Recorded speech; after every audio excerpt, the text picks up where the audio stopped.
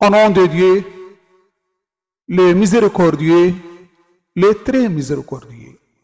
Chers frères et sœurs bien-aimés, que la paix et la bénédiction soient sur les plus nobles des créatures, les plus honorés des messagers, notre Seigneur et prophète Mohammed, ainsi que sur sa famille et ses compagnons choisis.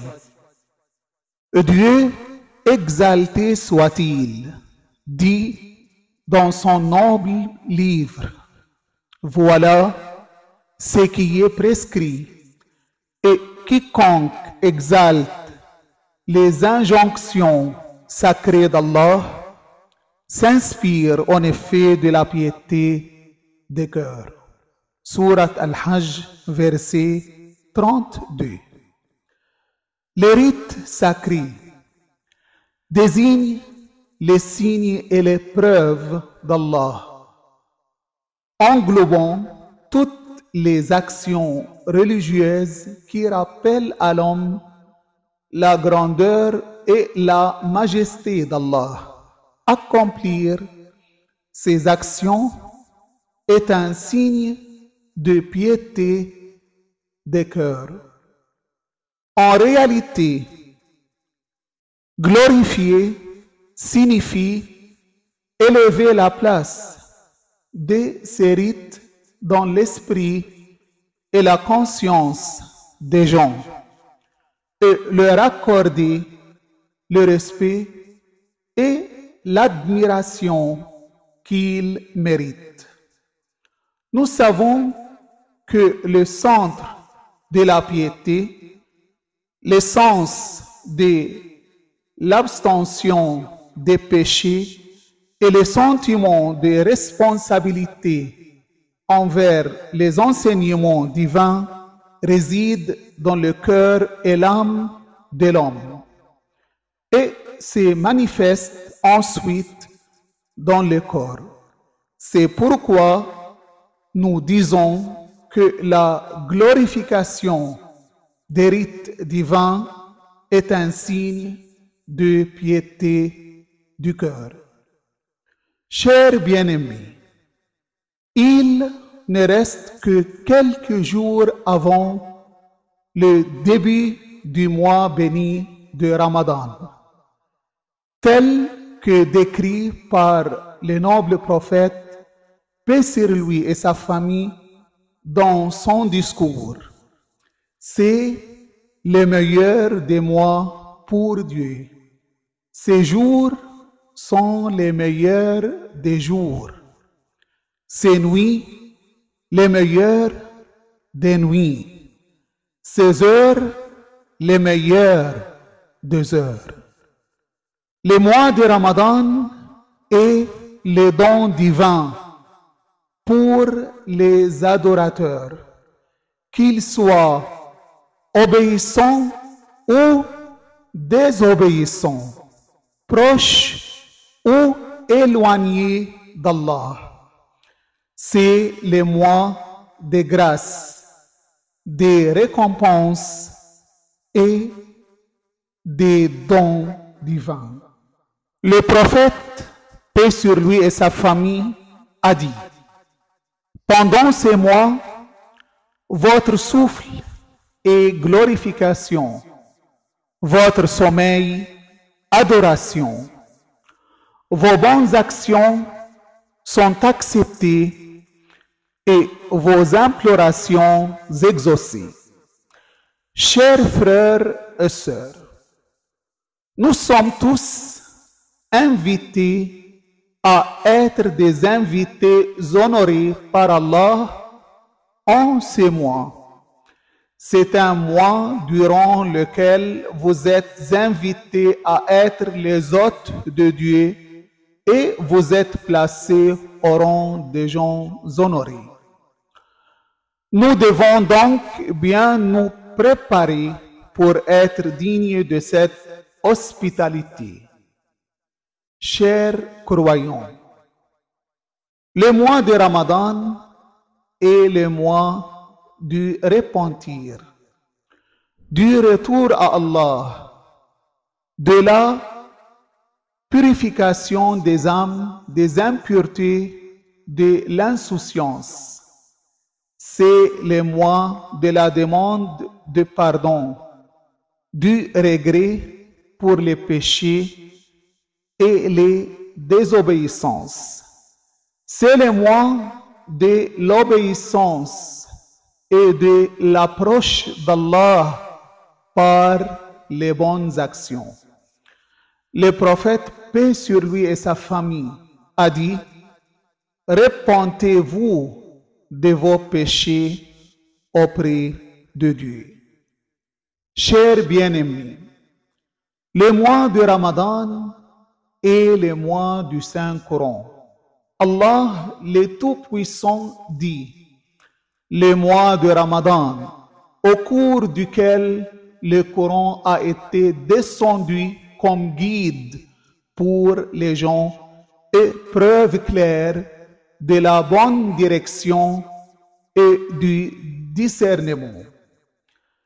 Il est essentiel de donner une importance particulière au Saint-Coran en ces mois, en le récitant, en l'interprétant et en agissant selon les jugements et les lois qu'il contient.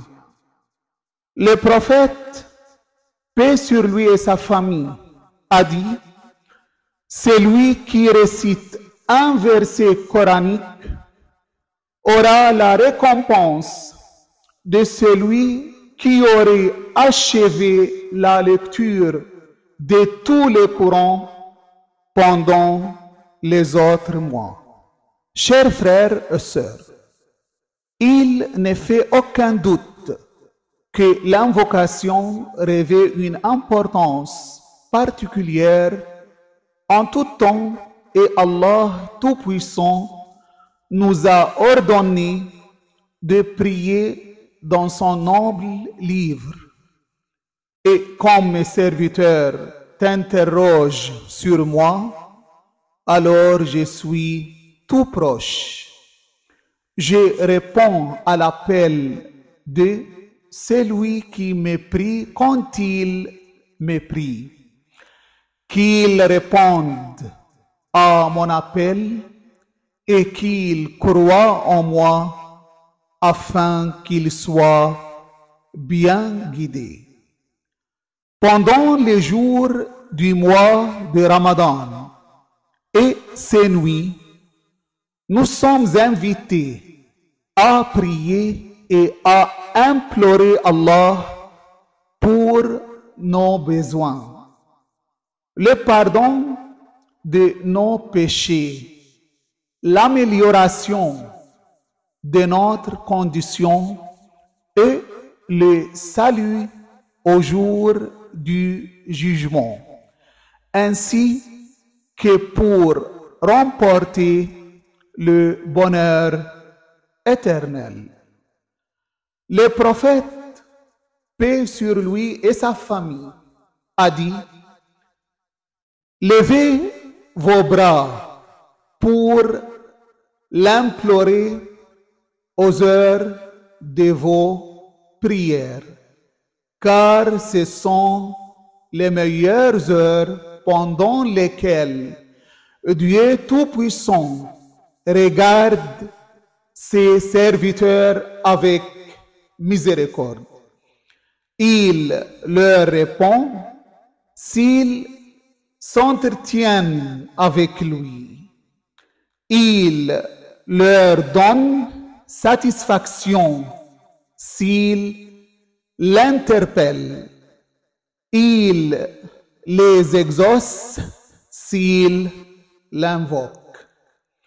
Chers bien-aimés, le mois de Ramadan est une occasion précieuse pour se concentrer sur l'éducation de l'âme et des membres, pour les discipliner et les guérir des maladies psychologiques et comportementales telles que la rancœur, l'envie, la cupidité, l'orgueil, l'étonnement, l'hypocrisie, la calomnie, la médisance, la diffamation,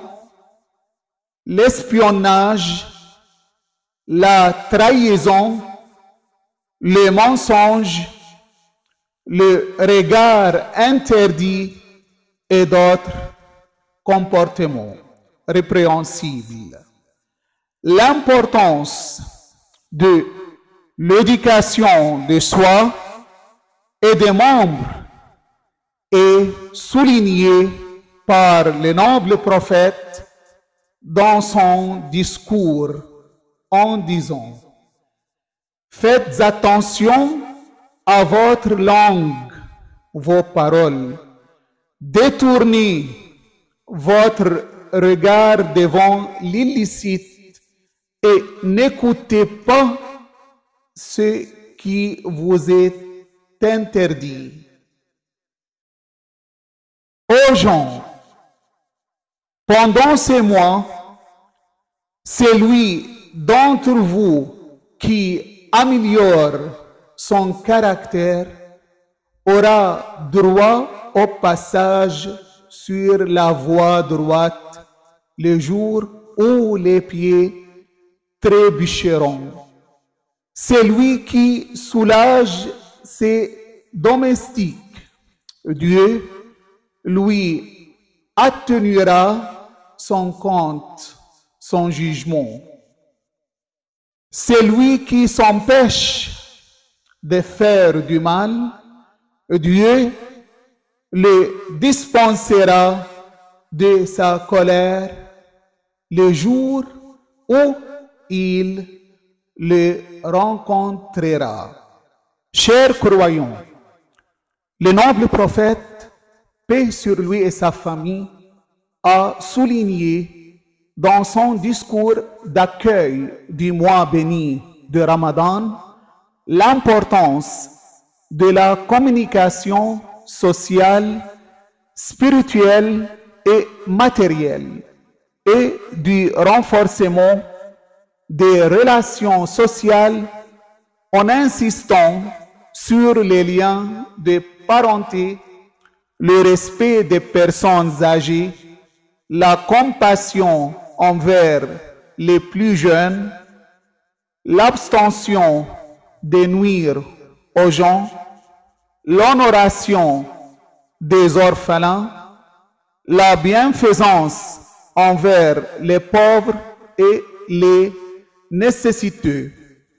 Le messager d'Allah, paix sur lui et sa famille, a dit: faites l'aumône à vos pauvres et à vos indigents. Respectez vos personnes âgées et soyez miséricordieux envers vos jeunes.